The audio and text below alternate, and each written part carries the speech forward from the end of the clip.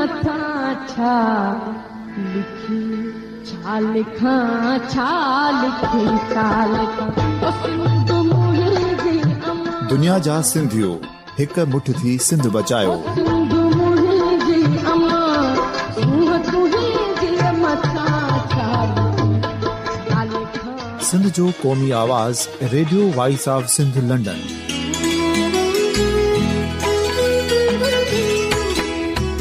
Radio voice of Sindh London पंहिंजी नशरियात में सिंध जी सियासत, समाज, इक़्तिसादियात, तारीख़, क़ौमी उमंगुनि ऐं अख़लाक़ियात मुतलिक़ सिंध जी हक़ीक़ी तर्जुमानी कंदे प्रोग्रामनि खे असराइतो बणाइण लाइ सिंध जे घण घुरनि ऐं धरतीअ सां प्यार कंदड़ अदीबनि, दानिशवरनि, सहाफ़ियुनि, उस्तादनि, वकीलनि ऐं हर तबिके जे मानवारनि सजणनि खे सिंध में शऊरी इनकलाब लाइ सहकार जो सॾु ॾियूं था। अचो त गॾिजी सूफ़ियुनि ऐं संतनि वारी सिंध जो ओज हिकु मुठ थी वरी वापसि आणण वारे सफ़र जा साथारी बणिजऊं।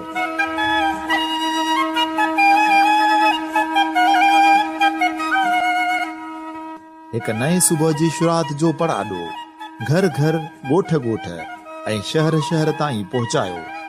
शाल सिंध आबाद ऐं खुशहाल थिए, सिंधी माण्हू सुखियो ऐं सताबो थिए।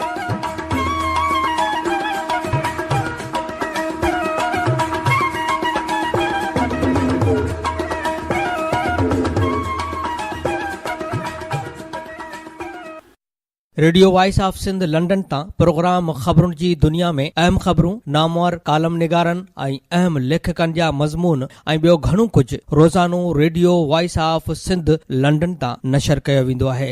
ॿुधण न विसारींदा। Radio voice of Sindh London तां प्रोग्राम ख़बरुनि जी दुनिया में सिंध जे मुख़्तलिफ़ ज़िलनि मां अहम ख़बरूं साण करे हाज़िर ख़िदमत आहे फाज़िल चन्ना। सभ खां पहिरीं अहम ख़बरूं अवां जे समातुनि जे नज़र कंदो थो हलां। अॼु जी अहम सुर्ख़ी आहे त इमरान ख़ान चयो आहे त पंजाब ऐं पख्तूनख्वा मां खटियूं त सिंध अचण जी ज़रूरत नाहे। इन चयो त पीपी ऐं नवाज़ लीग वारा वरिता आहिनि, हाणे पीटीआई खे मौक़ो मिलणु घुर्जे। ज़रदारी ऐं नवाज़ शरीफ़ मुल्क खे एॾो ई जीअं खाई रहिया आहिनि। शहबाज़ शरीफ़ बि करप्ट आहे। करप्शन ज़रिए पैसा ठाहींदड़ मुल्क लाइ कैंसर आहिनि। करप्ट माण्हुनि खे शिकिस्त ॾियणी पवंदी।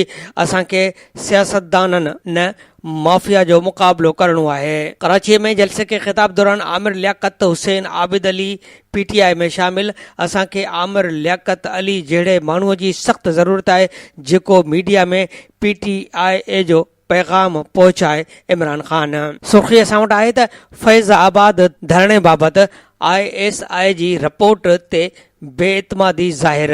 मुल्की सलामतीअ बाबति डप थो थिए। सुप्रीम कोर्ट अदालत फैज़ आबाद धरणे बाबति पाण मुरादे नोटिस में ISI जे 46 सिफ़नि ते पेश कयल रिपोर्ट खे गैर तसली बख़्श ऐं नामुकमल करार ॾिनो। ख़ादिम हुसैन रिज़वी बदउनवान शख़्स आहे जेको चंदो वसूल करे थो। धरणे खे मुख़्तलिफ़ सियासी पार्टियुनि जी हिमायत हासिल हुई। रिपोर्ट में इज़हार मुल्क जे हेॾी वॾी एजेंसी खे इहा ख़बर नाहे त ख़ादिम रिज़वी छा कंदो आहे। सवाल छा बिज़नेसमैन आहे? मालूमात नाहे ॾिनी वई। जस्टिस काज़ी अरबे रुपयनि जी मिल्कियत तबाह कई वई। लिखी ॾियो त ख़ादिम रिज़वी ॿियनि जे पैसनि ते पलिजे थो। अदालत पेमरा खां रिपोर्ट तलब करे वरिती।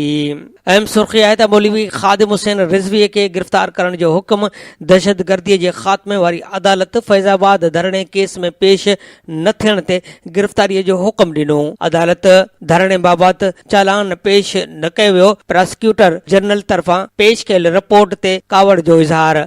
अदालत ख़ादिम हुसैन रिज़वी ऐं पीर अफ़ज़ल क़ादरीअ जे मफ़रूर ऐं इश्तिहारी हुअण वारा स्टेटस बि बरक़रार रखियो। 4 अप्रैल ताईं जवाबदारनि खे गिरफ़्तार करे केस जो हतमी चालान पेश कयो वञे। अदालत जो हुकुम जारी कयल रिपोर्ट में ॼाणायो वियो आहे त ख़ादिम रिज़वी हिकु करप्ट माण्हू आहे। ISI जी रिपोर्ट में चयो वियो आहे त डॉक्टर अशरफ जलाली मौक़े परस्त ऐं जोड़ तोड़ जी सियासत कंदो रहंदो आहे।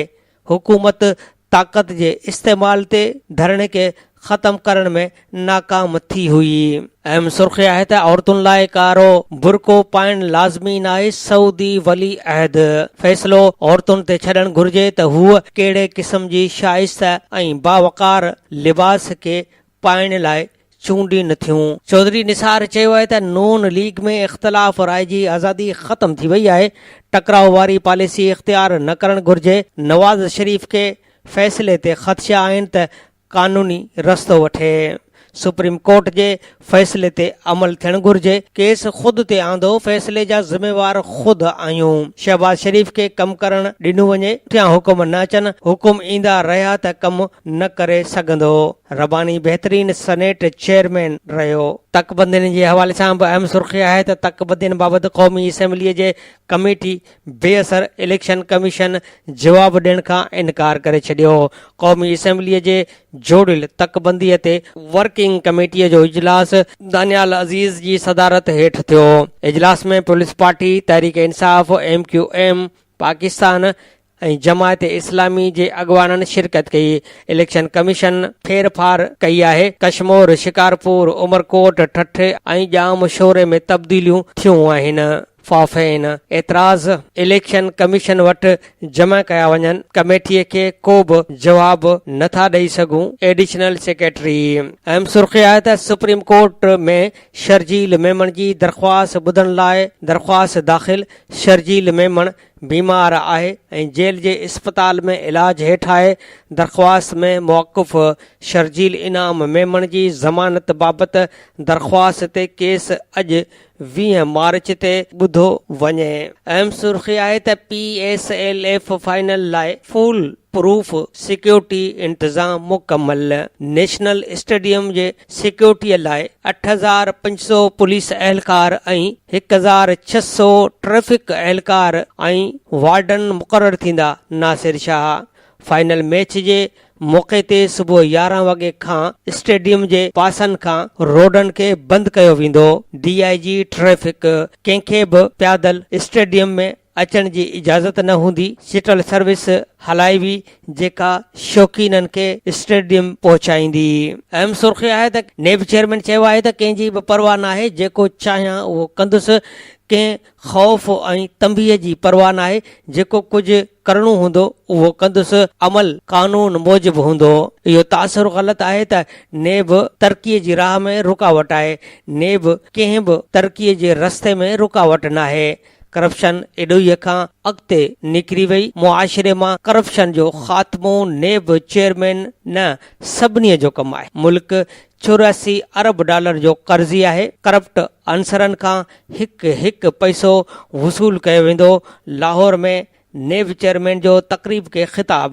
इस्लामाबाद मां बि असां वटि सुर्ख़ी आहे त चीफ जस्टिस चयो आहे त राव अनवार जी सहूलतकार ख़िलाफ़ सख़्त कार्रवाई थींदी। अदालत राव अनवार खे बोर्डिंग पास ॾींदड़ निजी एयरलाइन जे इख़्तियारनि खे तलबे वरितो आहे। राव अनवार जे अकाउंट में पघार अचे थी पर उहो कढाए नथो सघे। स्टेट बैंक अहम सुर्ख़ी आहे त कंदकोट वेझो काठियूं करण लाइ वियल 2 ॻोठाणा अगवा। दुरानी महर थाणे जी हद में 2 ॻोठाणनि बशीर ऐं सोढो गोलो खे हथियार बंदन अगवा करे कच्चे तरफ़ फरार थी विया। हद जी पुलिस ॻोठाणनि जे बाज़ियाबी लाइ कुझु बि न कयो। मुग़वीअ जे वारसनि में मायूसी छायल रही। मुग़वियुनि जे वारसनि जो SSP ऑफिस अॻियां एहतियाजी मुज़ाहिरो। ॻोठाणनि जी फौरी बाज़ियाबीअ जो मुतालबो कयो वियो। अहम सुर्ख़ी आहे त बादशाह डैम समेत चोटीह मनसूबनि लाइ 3 खरब 65 अरब रुपयनि जी मंज़ूरी ॾिनी वई।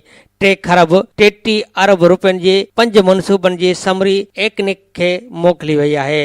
इजलास में तवानाई शोबे जे 2 रिथाउनि लाइ 1 खरब 95 अरब रुपयनि जी सिफारिश बि कई वई आहे। अहम सुर्ख़ी आहे त कालाबाग डैम मनसूबो नए वाटर पॉलिसीअ में शामिल कयो वियो आहे।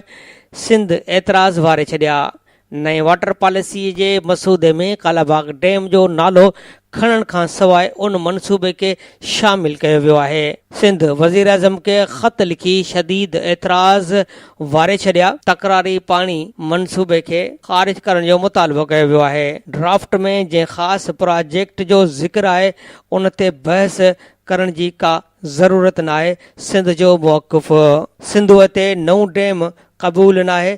असां जूं सिफ़ारिशूं शामिल करण बिना वाटर पॉलिसी क़बूल न कंदासीं। सिंध जो वॾे वज़ीर। अहम सुर्ख़ी आहे त हुकूमत परवेज़ मुशरफ खे सिक्योरिटी जी ख़ातिरी कराए छॾी आहे। घरू वज़ारत परवेज़ मुशरफ जे वकील अख़्तर शाह खे सिक्योरिटीअ बाबति ख़त लिखी छॾियो। तारीख़ बदिलाई वञे, असां परवेज़ मुशरफ खे सिक्योरिटी फ़राहम कंदासीं। घरू वज़ारत सेनेट चेयरमैन चयो आहे त कंहिं सियासी पार्टीअ में शमूलियत नाहे कई। अक्सरियत सां सेनेट चूंड खटी आहे। बज़न जो बुज़ुर्ग आहे, कुझु नथो चई सघां। अहम सुर्ख़ी आहे त सिंध जे अॻूणे वॾे वज़ीर अरबाब ग़ुलाम रहीम सिंध हुकूमत ख़िलाफ़ दरख़्वास्त दाख़िल कराए छॾी आहे। अदालत में दाख़िल दरख़्वास्त में सिंध हुकूमत chairman anti corruption IG Sindh ऐं ॿियनि खे धुर बणायो वियो आहे। इंतकाम जो निशानो बणाइण लाइ कूड़ा केस ठाहे हरासां करण जी कोशिश कई पई वञे। अरबाब ग़ुलाम रहीम वॾ वज़ारत जे दौर में 10 सालनि बैदि ओचितो करप्शन यादि आई। मूंखे ख़ानदान समेत हरासां कयो पियो वञे। अदालत सगोरी नोटिस वठी सियासी इंतकामी कार्रवाईनि खे फौरी रोके ऐं हरासां करण बंदि कयो वञे। अहम सुर्ख़ी आहे त शहीद सूर्य बादशाह जी 75वीं वरसी अॼु मल्हाई वेंदी। सिंध असेंबलीअ जे ठहराव बावजूदि सिंध हुकूमत वरसीअ ते मोकल न कई। सूर्य बादशाह केस में इंसाफ़ नाहे थियो। इहो केस ॿीहर हलायो वञे। सैयद मुज़फ़र हुसैन शाह जो मुतालबो।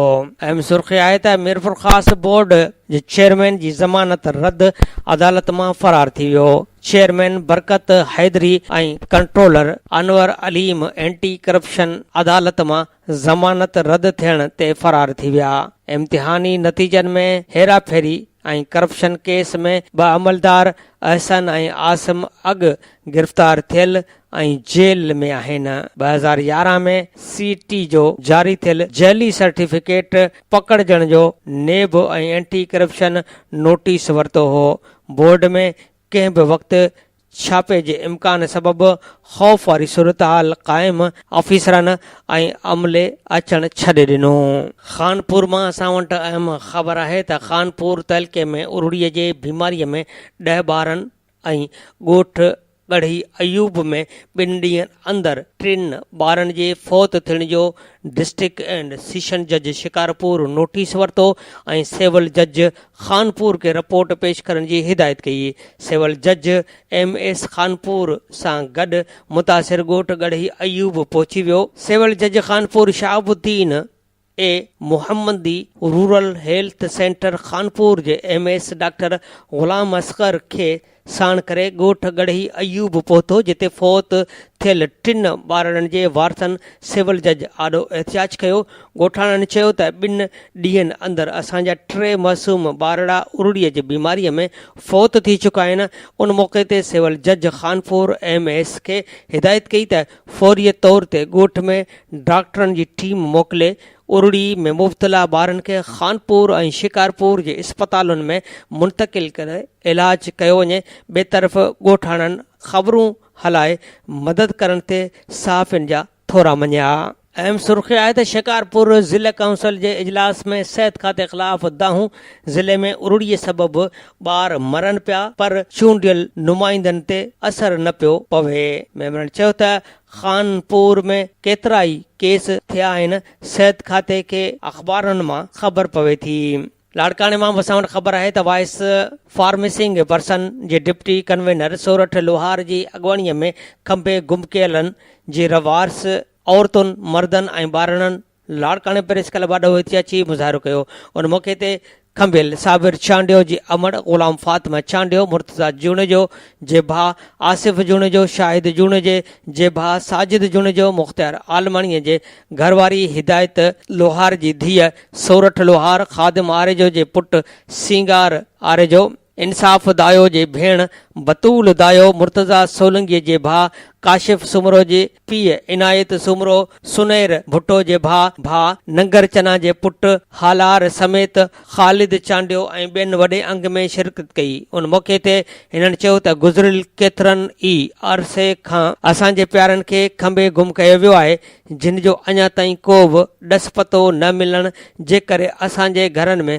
कोहराम मतल आहे। एहतियाज कंदड़नि सुप्रीम कोर्ट ऐं हाई कोर्ट जे चीफ जस्टिस, वॾे वज़ीर, घरू खाते जे सूबाई वज़ीर समेत ॿियनि वसवारनि खे अपील कई त खंबे गुम कयलनि खे ज़ाहिर करे छायल परेशानी ख़तमु कई वञे।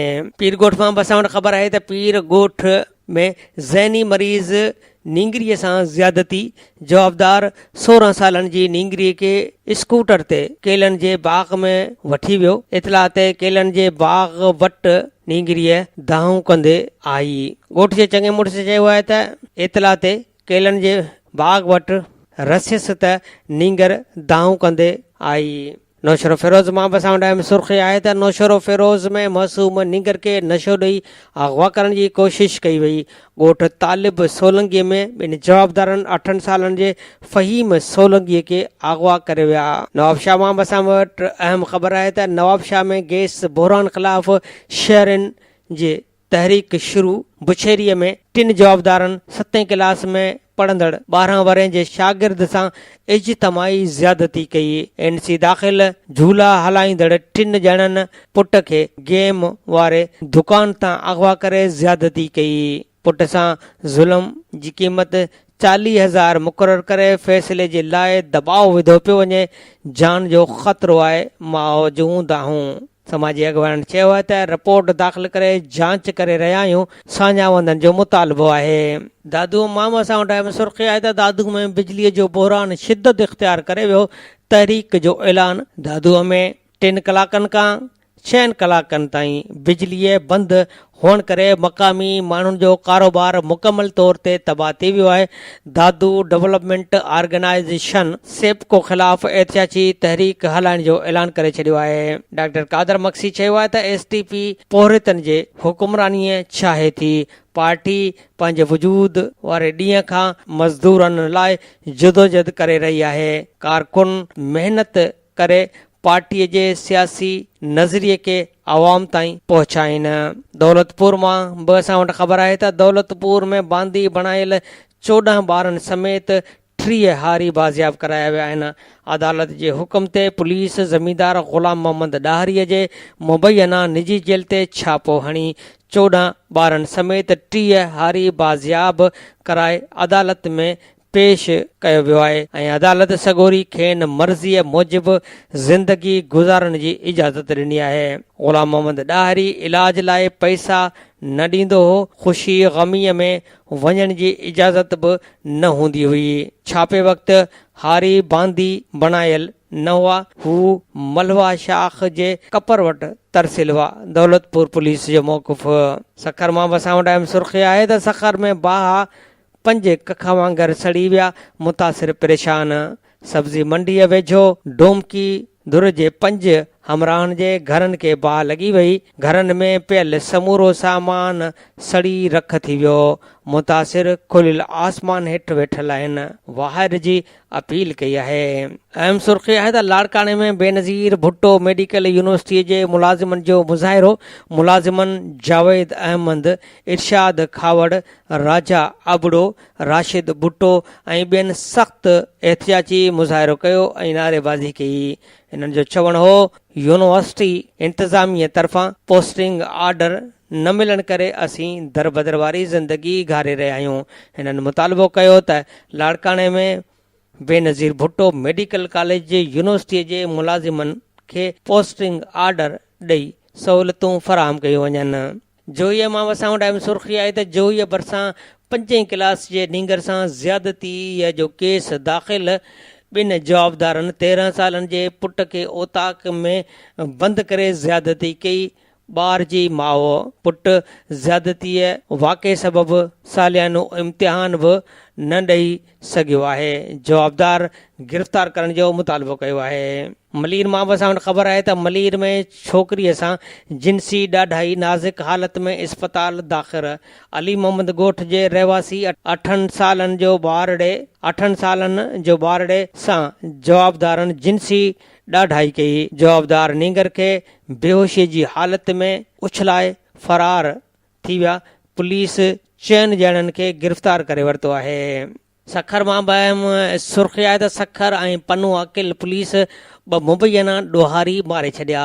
एयरपोर्ट थाणे जे पुलिस जो गुलज़ार दमदमो इलाइक़े में मुबैना मुक़ाबिलो जवाबदार बचल उर्फ़ हाजी मारिजी वियल जे कब्ज़े मां क्लाशनकोफ 3 मैगज़ीन ऐं गोलियूं हथ। सिंध ऐं बलूचिस्तान में 50 केस मथनि दाख़िल। पन्नू अकिल जे इलाइक़े कमाल वाह वटि पुलिस हथियारबंदनि सां मुक़ाबिलो करे हिकु जवाबदार खे मारे छॾियो ऐं मारिजी वियल जे मुमताज़ खेड़ो नाले सां सुञाणप। पोस्टमार्टम बैदि लाश वारसनि हवाले पुलिस लाइ इनाम जो ऐलान कयो वियो। कंडियारो मां बि असां वटि अहम सुर्ख़ी आहे त कंडियारो भरिसां 2 मासूम नींगरूं शाख में किरी ॿुड़ी फौत थी वियूं। ॻोठ काबिल मंगरियो वासी नींगरी ज़हूरा गुलज़ारा ऐं हफ़ीज़ा बदक शाख वटां गुज़रियूं त हिक जो पेर तिरकी पियो। बचियल 2 नींगरियुनि खे बचाइण जी कोशिश कई त पाण बि सोट गुलज़ारा ऐं ज़हूरा ॿुड़ी फौत थी वियूं। ॻोठाणनि नींगरीअ हफ़ीज़ा खे ॾिसी बचाए वरितो। घरनि में कहराम मची वियो। लाश तलके अस्पताल कंडियारो निया विया आहिनि। हुसड़ीअ में बि एहतिजाजी जी ख़बर आहे त हुसड़ीअ में उज़मा जे कातलनि जी गिरफ़्तारीअ लाइ एहतिजाजी मुज़ाहिरो कयो वियो। मासूम नियाणीअ जे माउ इंसाफ़ लाइ रोडनि ते अची वई। दाहूं कंदे बेहोश थी वई। हैदराबाद रोड ते केतिरनि ॾींहंनि खां जारी रहंदड़ शहरनि जो मुज़ाहिरो। कातिलनि जी गिरफ़्तारीअ जी घुर। अहम ख़बर आहे त अवामी तहरीक जे मरकज़ी सदर डॉक्टर रसूल बख़्श ख़ासखेली चयो आहे त सिंध में सिंधी ॿोली ॻाल्हाइण ते एतिराज़ वारींदड़ सिंध ऐं सिंधी माण्हुनि जा सॼण नथा थी सघनि। पाकिस्तान जे ॿियनि ॿोलियुनि समेत सिंधी ॿोलीअ खे क़ौमी ॿोलीअ जो दर्जो ॾेई सिंध सूबे में दफ़्तरी ॿोलीअ जो दर्जो ॾियारियो वञे। जारी कयल बयान में हिन वधीक चयो त हिकु तरफ़ कराचीअ में सिंधी ॿोली ॻाल्हाइण ते एतिराज़ वारे वेछा वधाइण जी कोशिश पई कई वञे त ॿिए तरफ़ लखें पनाहगीरनि अफ़गानिन बर्मिन बिहारिन ऐं हिंदुस्तानियुनि खे गैर क़ानूनी तौरु सुञाणप कार्ड ठाहे ॾींदड़ तकरारी शख़्स खे नादरा जो सरबराह बणाए पियो वञे। अहिड़ो अमल सिंधी अवाम खे दाइमी तौरु अक़लियत में तब्दील करण जी साज़िश आहे। हुक्मरान सिर्फ़ नोटिस वठण ताईं महदूद आहिनि। गुज़िरियल 10 सालनि जी हुकूमती दौर में हिकु बि जोॻो कमु नाहे कयो वियो। हिन आला अदालत वफ़ाक़ी ऐं सूबाई हुकूमत खां मुतालबो कयो त ॿोलीअ जे हसास मुआमले तरफ़ ध्यानु ॾेई सिंधीअ खे क़ौमी ॿोलीअ जो दर्जो ॾियारे समूरनि सरकारी तोड़े ख़ानगी स्कूलनि में ऐं तइलीमी इदारनि खे पाबंद बणायो वञे त सिंधी ॿोली लाज़मी पढ़ाई वञे। लियाकत जतोई चयो आहे त ईंदड़ इलेक्शन में PPA सां मुफ़ाहमत न थींदी। PTI आसिफ ज़रदारीअ सां हथ मिलाइण खे गुनाह सम्झे थी। ठा न थींदो। हैदराबाद मां बि असां वटि अहम सुर्ख़ी आहे त हैदराबाद में मेनपुड़ी हलाइण ते 3 SHOs जबरी मोकल ते रवाना। हुसैनाबाद जो SHO नियाज़ पंवर मोतल 7 SHOs खे तब्दील कयो वियो। सुर्ख़ी आहे त एशिया में पाकिस्तान वात जे कैंसर में 1 नंबर ते आहे। तारिक रफ़ी।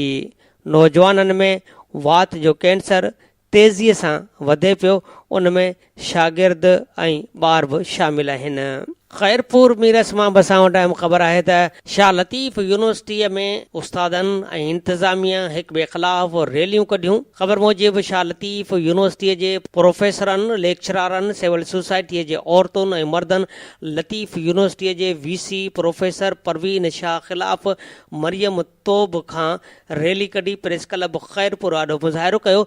एहतिजाजी अॻुवाणी doctor Noor Shah Bukhari, doctor Amir Chandio, doctor Mehu Khan Likhari, doctor Ghulam Ali Malha, doctor Saleem Rahpoto, Ishrat Ali Mirani, Mohammad Ali Birohi, Shahnaz Sheikh, Ali Ahmed Memon, Fayaz Khamisani, Ataullah Phulpoto कई। उन मौक़े ते हिननि चयो त लतीफ़ यूनिवर्सिटीअ में करप्शन उरूज ते आहे।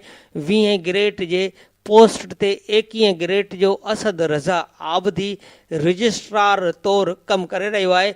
यूनिवर्सिटीअ में साफ़ पाणी कोन्हे, शागिर्दनि जूं दाख़िलाऊं ऐं मार्कूं विकिरो थियनि थियूं। भर्तियूं सियासी माण्हुनि खे ॾियण सां गॾु ॾोकड़नि एवज़ माण्हू भर्ती कया वञनि था। प्रोफेसरनि खे हिसाइण जा लेटर लिखिया वञनि था।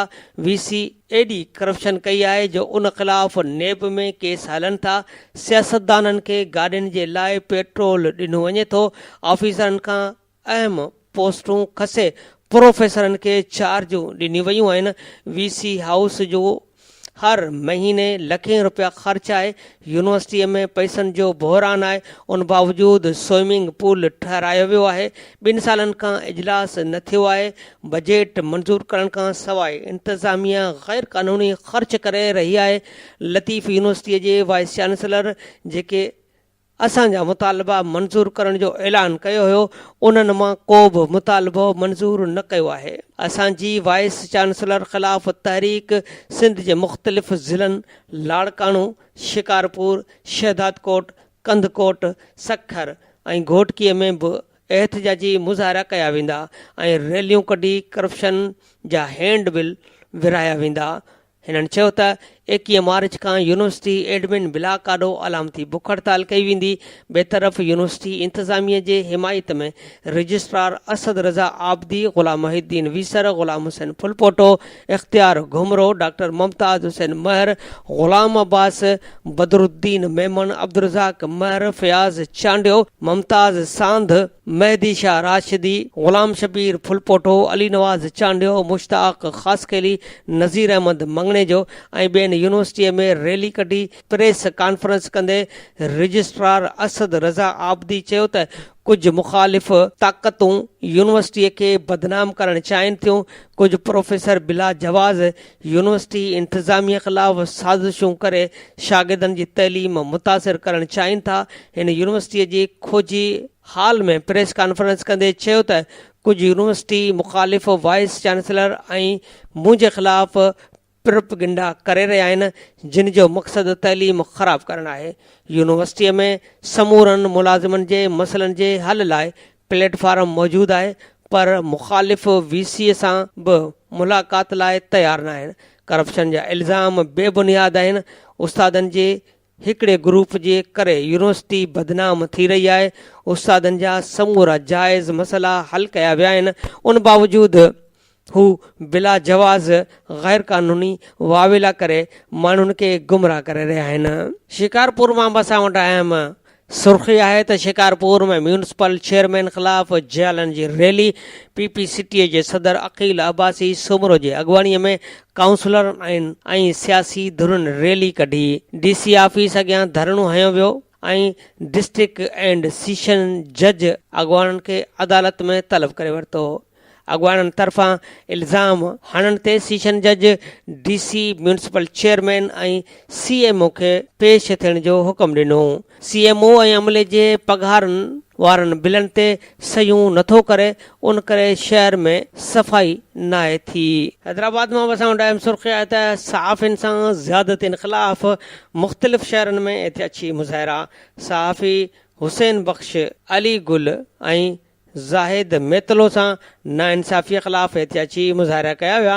राणीपुर, अकरी, फैज़गंज, हिंगोरजा, सगियूं, भिटको ऐं ॿियनि शहरनि में एहतियाती मुज़ाहिरा कया विया। हिननि मुतालबो कयो त सहाफ़ियुनि सां ज़्यादतियूं बंदि करे साणनि इंसाफ़ कयो वञे। अहम सुर्ख़ी आहे त मंछर ढंढ में क़ाइमु ॿेड़ी स्कूल 3 सालनि खां बंदि, 200 ॿार रुली विया। तइलीम खाते मंछर ढंढ में क़ाइमु मुनफ़रद ॿेड़ीअ वारो स्कूल 3 सालनि खां बंदि करे छॾियो आहे। ॿेड़ीअ स्कूल में मुख़्तलिफ़ ॻोठनि जा 200 ॿार दाख़िल। स्कूल बंदि थियण बैदि हू ॿार बि रुली विया। ॻोठाणनि जो सख़्तु एहतियाती मुज़ाहिरो। हिननि मुतालबो कयो आहे त स्कूल 2 शिफ्टनि में हलंदो हुयो। हिकु ॿेड़ी शागिर्दनि ऐं मास्तरियाणियुनि खे खणी उन स्कूल ताईं पहुचाईंदी हुई। CDC 8 साल अॻु स्कूल खोलियो, वरी TRD हवाले थियो, फंड आया त स्कूल बंदि कयो वियो। मंसूर जुमानी ऐं ॿियनि मुतालबो कयो त मंछडनि में क़ाइम ॿेड़ी स्कूल खे ॿीहर बहाल कयो वञे। चंबड़ में बिजली गैस ऐं लोड शेडिंग ख़िलाफ़ शटर बंदि हड़ताल। टाउन चेयरमैन जे अॻवानीअ में शहरियुनि हेस्को ऑफिस अॻियां हिते अची मुज़ाहिरो करे धरणो हयो। हिननि चयो त रद्द पचा दौरान कलाकनि जा कलाक गैस बंदि कई वञे थी, जेका रहवासनि सां ज़्यादती आहे। हिननि मुतालबो कयो त चंबड़ में बिजली ऐं गैस जी लोड शेडिंग ख़तमु कई वञे। हैदराबाद ऐं टनो मोहम्मद ख़ान में गफ़ार चांडियो जी गिरफ़्तारीअ ख़िलाफ़ मुज़ाहिरा। अब्दुल गफ़ार चांडियो जे वारसनि हैदराबाद प्रेस क्लब अॻियां हिते अची मुज़ाहिरो कयो। हैदराबाद पुलिस गफ़ार चांडियो खे घरां पकड़े गुम कयो वियो आहे। वारसनि जो एहतजाज। ॾाढो जाम मां बसां वटि ख़बर आहे त सहाफ़ी एजाज़ मेमण खां फुरकंदड़ फोरन जी गिरफ़्तारीअ लाइ मुज़ाहिरो। टंडो जाम ऐं मसू भुरगड़ीअ में सहाफ़ियुनि प्रेस क्लबनि अॻियां हिते अची मुज़ाहिरा कया ऐं मुतालबो कयो त सहाफ़ियुनि खां फुरकंदड़नि खे फौरन गिरफ़्तार करे मोटर साइकिल ऐं सामान वापसि करायो वञे। नवाबशाह में गैस बहरान ख़िलाफ़ शहरनि जी तहरीक शुरू। गैस लोड शेडिंग, लाइनूं तब्दील न करणु, लीकेज ऐं ॻरा बिल मोकिलण ख़िलाफ़ तहरीक शुरू कई वई आहे।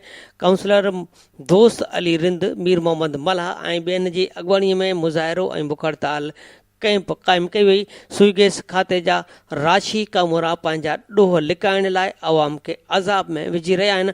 अॻवाननि चयो त अवाम लाइ मुख़्तस गैस सनअती यूनिट खे विकिरो थिए पई। 50 साल पुराणियूं लाइनूं तब्दील नाहिनि कई वयूं।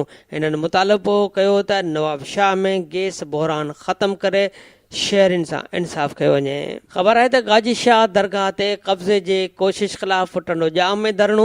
शहर ऐं भरपासे में रहंदड़ मुरीदनि रैली कढी धरणो हयो। औरतुनि ऐं ॿारनि बि रैलीअ में शिरकत कई। औकाफ़ खाते जो सलाहकार दरगाह ते कब्ज़े जी कोशिश करे रहियो आहे।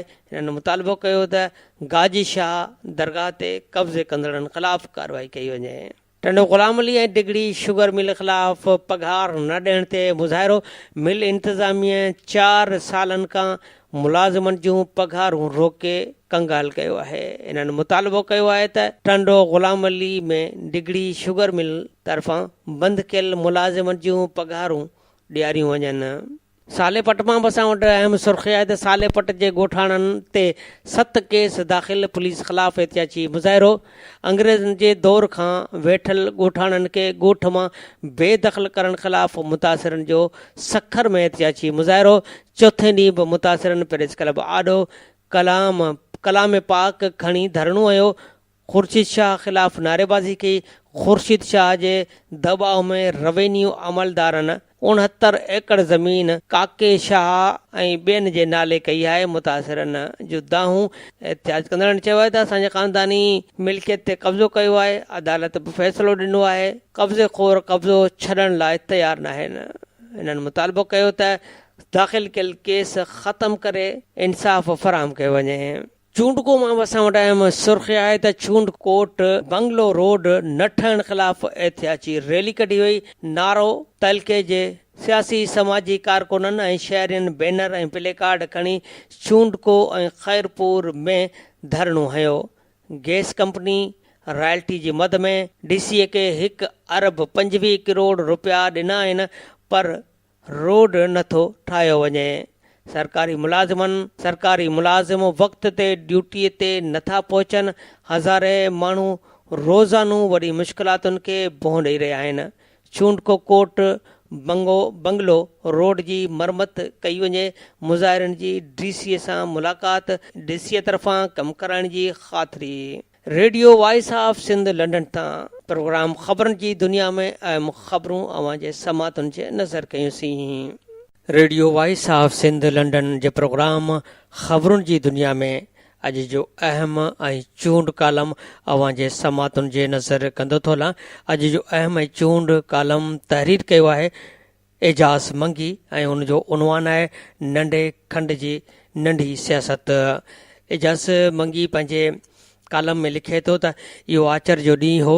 उन ॾींहुं पाकिस्तान में पीपल्स पार्टीअ खां वठी मुस्लिम लीग नून ताईं ऐं तहरीक इंसाफ़ खां वठी MQM जे ॿिन्ही धड़नि ताईं न सिर्फ़ु हिन मुल्क जूं सियासी पार्टियूं पंहिंजी हैसियत आहार मीडिया लाइ माण्हू मेड़े बीठियूं हुयूं, पर उन ॾींहं ते सरहद पार वारे पाड़ेसरी मुल्क जे गादीअ वारे शहर में कांग्रेस पार्टी पंहिंजो 84 प्लेनरी सीशन मल्हाईंदे हिकु तमामु वॾे स्टेज सजाई हुई। इहा हिकु अफ़सोसनाक हक़ीक़त आहे त उन ॾींहुं ॿिन्ही मुल्कनि जी सियासत निहायत नंढड़ी नज़र आई। हिकु तरफ़ रावलपिंडीअ जे इलाइक़े कोटलीअ में बिलावल पंहिंजे वात खां वॾा ऐलान करे रहियो हो, ॿिए तरफ़ राहुल गांधीअ BJP खे कोरो सीना ऐं पाण खे पांडू धुर करार ॾींदे पंहिंजी जीत जी हाम हणी रहियो हो। हूअं त राहुल गांधी ऐं बिलावल भुट्टो में एतिरो फ़र्क़ु आहे जेतिरो फ़र्क़ु पीपल्स पार्टी ऐं कांग्रेस में आहे। राहुल गांधी जेको कुझु ॻाल्हाए उनजे खेसि ख़बर बि हुई त हू छा ॻाल्हाए रहियो आहे, जॾहिं त बिलावल हिकु तोते वांगुरु रिटिल लफ़्ज़नि वारियूं रड़ियूं करे रहियो हो। हेॾां सांगला हल में नवाज़ शरीफ़ इमरान ख़ान जे मथां ताबड़तोड़ हमला करे रहियो हो ऐं होॾां इमरान ख़ान सिनेट वारे सियासी कलाबाज़ीअ तां माण्हुनि जो ध्यानु हटाइण जी कोशिशि कंदे मियां नवाज़ शरीफ़ ऐं आसिफ़ ज़रदारीअ खे सिके जा ॿ रुख़ करार ॾेई रहियो हो। उन ॾींहुं नंढे खंड जे ॿिन्ही मुल्कनि में उन सियासत जो शोर हो जेका पंहिंजे मिक़दार तोड़े मयारी में मुसलसल लात जो शिकार आहे। इहा सियासत सिर्फ़ु पाकिस्तान में पंहिंजी मंज़िल न विञाए वेठी आहे, पर इहा सियासत इंडिया में बि उहो मक़सदु फ़रामोश करे चुकी आहे जंहिं जे लाइ उन कॾहिं सफ़र जो आरंभ कयो हो। इंडिया हिन वक़्तु जहिड़ी रीति पंहिंजो सेक्युलर ऐं अणधुरियो क़दम मिटीअ में मिलाए रहियो आहे, उनजो हिकु तवील दास्तान आहे। उहो जेको अमेरिका जे पोयां लॻी ऐं इसराइल सां ठाह करे चीन जे ख़िलाफ़ु पंहिंजो पाण खे हिकु जंगी महाज़ में तब्दील करे रहियो आहे, उनजे सम्झ हिन खे शायदि जल्द अची बि वञे, पर उन देश जे इहा सुरत कीअं ऐं कॾहिं ईंदी जेका सियासत में मयारी बुलंद कंदी आहे। 10-12 ॾींहं अॻु इंडिया जे रियासत त्रिपुरा में कम्यूनिस्ट पार्टी मार्क्सिस्ट जे 25 सालनि वारो सरकारी सिलसिलो नेठि पंहिंजे मात वारे मंतकी अंजाम ते पहुतो ऐं हिकु ॾींहुं CPIM हारायो, ॿिए ॾींहुं BJP जे कारकुननि बिल्डोज़ खणी शहर जे चौक ते नस्ब थियल कामरेड लेनिन जो मुजस्मो किरायो, जंहिं मुआशिरे में सदीअ जे चौथाईअ वारे वक़्तु जेतिरी हुकूमत हूंदी कम्यूनिस्ट पार्टीअ माण्हुनि खे इंसाफ़ मुहैया न करे सघी। उन मुआशिरे में लेनिन जे मुजस्मे जो तहफ़ुज़ केरु कंदो? पर ॻाल्हि सिर्फ़ु लेनिन जे मुजस्मे जी न आहे, असुलु ॻाल्हि इंडिया जे उन्हनि किरोड़नि मुसलमाननि जी आहे जिन जे लाइ ताज़ो सोनिया गांधीअ तमामु जज़्बाती तौर ते चयो आहे त इंडिया में मुसलमान पाण खे ॿिए दर्जे जो शहरी सम्झनि था। मुसलमाननि में अदम तहफ़ुज़ जो अहसासु तमामु घणो वधी वियो आहे।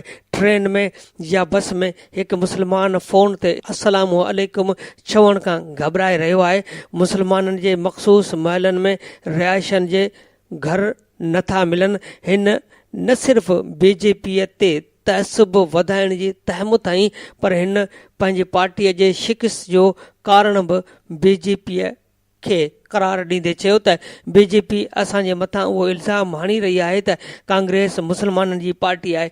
शायदि उहो ई सबबु आहे त पाण खे अहिड़े तासुर खां आजो करण जे लाइ सेक्युलर सोच ऐं आज़ाद फ़िक्र वारे राहुल गांधीअ खे महाभारीअ जे कथा में पनाह वठणी पई। हिन पाण खे पांडो करार ॾिनो, पर सवाल उहो आहे त सवा सदी पुराणी पार्टी मौजूदा दौर में इहा नई सियासत करे सघंदी जंहिं वटि मौजूदा वक़्त जी सवालनि जा जवाब हुजनि। हीउ जेको हर तरफ़ इंतिहाई पसंदीअ में इज़ाफ़ो अची रहियो आहे, हीउ जेको हर मज़हब में ॿिए मज़हब जे लाइ नफ़रत जो लाओ बड़का खाए ॿाहिरि अची रहियो आहे, हीअ जेको तशदुद आहे, हीअ जेका अणसहप वारी रविश आहे, हीअ जेका फुरलुट आहे, हीअ जेका लुटमार ऐं करप्शन जे गरम बाज़ार आहे, हीअ जेको माण्हू पंहिंजे मयार जो मुसलसल ज़वाल आहे, हीअ जेको तरक़ीअ खां तिखो हलंदड़ महरूमी ऐं गुरबत जो रुझान आहे। हीअ जेकी सियासत जूं वागूं मुफ़ादनि ऐं लालची हथनि में हली वियूं आहिनि ऐं जंहिं सबबु सियासत ऐं अवाम जे अहसास खां मुकमल तौर ते कटिजी चुकी आहे। इहा समूरी सूरताल असांखे उन सियासी ज़वाल जी कहाणी ॿुधाए रही आहे जंहिंजे दायरे में हूअं त पूरी दुनिया अची रही आहे, पर नंढो खंड उन जे लपेट में वधीक आहे। इहो ई सबबु आहे त हिकु तरफ़ पाकिस्तान में सियासी पार्टियूं हिक ॿिए मथां बेकार तनक़ीद जा तीर हलाए रहियूं आहिनि ऐं ॿिए तरफ़ माण्हुनि जा मसइला वलनि जीअं वधी रहिया आहिनि। पाकिस्तान में अवाम जी ज़िंदगीअ जो मयार गुरबत जे गप में गची पियो आहे। जेकॾहिं कुझु ख़ानदान करप्शन जे माल सबबु ख़ुशहाल ज़िंदगी गुज़ारीनि था त उनजो मतिलबु इहो न आहे त हीउ मुल्क 21 सदीअ जे नेमतुनि सां मालामाल थी वियो आहे। पाकिस्तान में माण्हू पैकेज वारे मोबाइल फ़ोन ते सिर्फ़ु पंहिंजा मसइला बयानु करे रहिया आहिनि। पाकिस्तान में न सिर्फ़ु मिसकीन माण्हू अज़ाब में आहिनि, पर पाकिस्तान में मज़लूम क़ौमूं वेल में आहिनि। वक़्त ताईं मुल्क में क़ौमुनि जे कल्चर ऐं उन्हनि जे तारीख़ी हक़नि जी बहालीअ लाइ कंहिं जे चपनि ते को लफ़्ज़ लड़ी नथो अचे। पाकिस्तान में सियासत पाकिस्तान जीअं पंहिंजे नाम निहाद आज़ादीअ ते उदास आहे। पाकिस्तान में सभ खां सियासतदान वॾे दर्जे जो सलाम भरण जे बावजूदु हिक ॿिए मथां वॾे धरती सलामीअ ॾियण जो इल्ज़ाम मढ़नि था। पाकिस्तान में कंहिंखे ख़बर नाहे त कंहिंखे कहिड़ी चाबी किथां भरी वई आहे, पर पोइ बि इहो हिक ॿिए मथां मख़सूस हंध तां चाबियूं भराए अचण जो इल्ज़ाम हणनि था। अचर वारे ॾींहुं लॻभॻि समूरियूं सियासी पार्टियूं पंहिंजा अवामी स्टॉल सजाए वेठियूं हुयूं ऐं हर स्टॉल जे स्टेज तां होका अची रहिया हुआ, पर उन्हनि होकनि में तमामु घणी हिकु जहिड़ाई हुई ऐं को बि होको अहिड़े सॾ जहिड़ो न हो जेको सच वारे पड़ाॾे में तब्दील थी वेंदो आहे ऐं हर हंधि हिकु जहिड़ो तक़रीरी शोर हो। उन्हनि जा नारा ऐं उन्हनि जा बैकग्राउंड वारा नग़मा अवामी उमंगनि खां लातालुक़ हुआ। माण्हू कंहिं ॿिए अज़ाब में आहिनि ऐं उन्हनि जा अहवाल ई अलॻि आहिनि। हू जेके हिक ॿिए मथां हिकु जहिड़ा इल्ज़ाम हणनि था, हू जेके पंहिंजे बारे में मुकमल कूड़ ऐं मुख़ालिफ़त जे बारे में बिना सच चवनि था, उन्हनि खे सिर्फ़ु इक़्तिदार न मिलण जो अफ़सोस आहे। उन्हनि खे अवाम जे बुनियादी हक़नि जो तिर जेतिरो अहसासु कोन्हे। उन्हनि जे तक़रीरनि ऐं नारनि में सिर्फ़ु पंहिंजी लालच लहराए थी। उन्हनि जे नाम निहाद इज़हार में बि अवाम जो कोई तज़किरो कोन्हे। जॾहिं सियासत उन हद ताईं ग़ैर अवामी बणिजी वञे तॾहिं उनखे जमहूरी कीअं क़रार ॾिजे, जॾहिं त अवाम जे असुल माना आहे जमहूरियत। पर असांजे सियासी पार्टियुनि जे लाइ जमहूरियत सिर्फ़ु पंहिंजे इंतिख़ाबी निशान ते ठपो हणण जो नालो आहे। उन्हनि जे लाइ जमहूरियत उहो बैलेट बॉक्स आहे जंहिंमें उन्हनि जे हक़ वारा वोट विधल हुजनि, पोइ भले उहे वोट जैली ई छो न हुजनि, उन जे उन्हनि पार्टियुनि खे का परवाह कोन्हे। सियासत जो उहो सिलसिलो सिर्फ़ु असांजे मुल्क जो मुक़दर कोन्हे, पर सरहद जे परीं पासे बि साॻियूं सियासी ज़वाल पंहिंजे अफ़सोसनाक रूप में मौजूदु आहे। इहो मुल्क जंहिंखे आज़ादीअ जे लाइ गांधीअ नारो ऐं मौलाना आज़ाद जहिड़नि दानश्वरनि ऐं चंद्र शेखर तोड़े भगत सिंह जहिड़नि इनक़लाबियुनि तारीख़ी किरदारु अदा कयो ऐं जंहिं मुल्क खे दुनिया जी सभ खां वॾी जमहूरियत क़रार ॾिनो वियो, उहो मुल्क हिन वक़्तु हिंदू शाउनिज़म जे ज़हरीले पाछे हेठि पलिजी रहियो आहे। इहा पार्टी जे सेक्युलर इंडिया जो बुनियादु विधो हो ऐं जंहिं भांत भांत वारनि ॿोलियुनि ऐं अक़ीदनि वारे भारत खे हिकु सियासी सॻे में पोयो हो, इहा पार्टी सांझीअ जे उस जीअं तेज़ीअ सां अलोप थी रही आहे। राहुल गांधीअ खे ख़ानदान जे ॾाकणु रखी सियासी स्टेज ते बीहारियो वियो आहे, पर हूअ उन इंडिया जेतिरो विज़न नथो रखे जेतिरी इहा इंडिया आहे जेका जदीद दौर में वधीक मुंझी वई आहे। उन इंडिया खे हिन वक़्तु कहिड़ी सियासत जी ज़रूरत आहे? उन सवाल जो जवाबु कम्यूनिस्ट पार्टीअ जे उन्हनि ॿिन्ही धड़नि वटि कोन्हे जेके नज़रियाती हुजण जे बावजूदु बि जदीद दौर जे सियासत खे सम्झी नथा सघनि ऐं अहिड़े कमिटेड ऐं नज़रियाती पार्टीअ जे पंहिंजी तारीख़ कुलई तरीपुर में हर तारीख़ जे शर्मनाक शिकस्त आहे। जॾहिं इंडिया जो कम्युनिस्ट पार्टियूं बि बीजेपीअ जे ज़हरीली सियासत जो मुक़ाबिलो करे नथियूं सघनि त इहा पार्टी छा कंदी? जेका पार्टी सोनिया गांधी, हिन जे पुटु राहुल ऐं हिन जे साथी मनमोहन सिंह जे हथनि में उन कमान वांगुरु आहे जंहिंजे तीरनि में न तेज़ी आहे न तवानाई ऐं न उन्हनि में उहो तवाज़ुन आहे जेको हिकु तीर खे पंहिंजे निशाने ताईं पहुचाए। सियासत सिर्फ़ु अमल न आहे, सभ खां अॻु सियासत हिकु इल्मु आहे। सियासत उन इल्म मां हासिलु थींदड़ हिकु नज़रियो आहे। उहो नज़रियो अहिड़नि नारनि खे जनमु ॾींदो आहे जेके अवाम जे दिलियुनि में सचाईअ वांगुरु पेही वञनि ऐं उन्हनि अवाम जे दलीलनि में पंहिंजे धरतीअ खे दुखनि खां आजो करण जे लाइ हिकु तड़प पैदा थींदी आहे ऐं इहा तड़प तारीख़ जे धारा खे तब्दील करे छॾींदी आहे। अहिड़े क़िस्म जो अमल त छा, पर इहा सोच ऐं उहो वलवलो बि नंढे खंड जे ॿिन्ही मुल्कनि में मौजूदु कोन्हे। नंढे खंड जा ॿई मुल्क पंहिंजे पखेड़ ऐं पंहिंजे पॉपुलेशन में त वॾा आहिनि, पर उन्हनि जी सियासत जो क़द निहायत नंढड़ो आहे। नंढे खंड जी सियासत वॾी कॾहिं थींदी? इहो सवाल हिमालय जे हंज में वाक़ा करे सर्द बर्फ़ जे सांत में सुम्ही थो पवे। Radio voice of Sindh London जे प्रोग्राम ख़बरुनि जी दुनिया में अॼु जो चूंड मज़मून एजाज़ मंगी जो तहरीर थियल हुयो। उनजो उनवान हुयो नंढे खंड जे नंढी सियासत।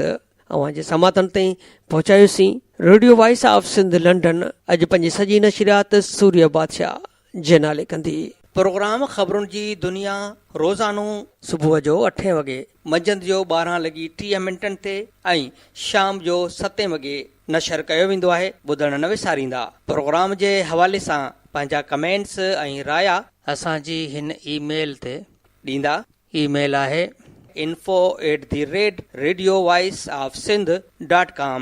तव्हांजे रायनि ऐं कमेंट्स जो इंतज़ारु रहंदो। हाणे प्रोग्राम ख़बरुनि जी दुनिया जो वक़्तु पुॼाणीअ ते पहुतो। ॿिए बुलेटिन ताईं फाज़िल चन्ना वहां खां वठंदो इजाज़त। अल्लाह निगहबान। अवां जी समातुनि ताईं radio voice of Sindh London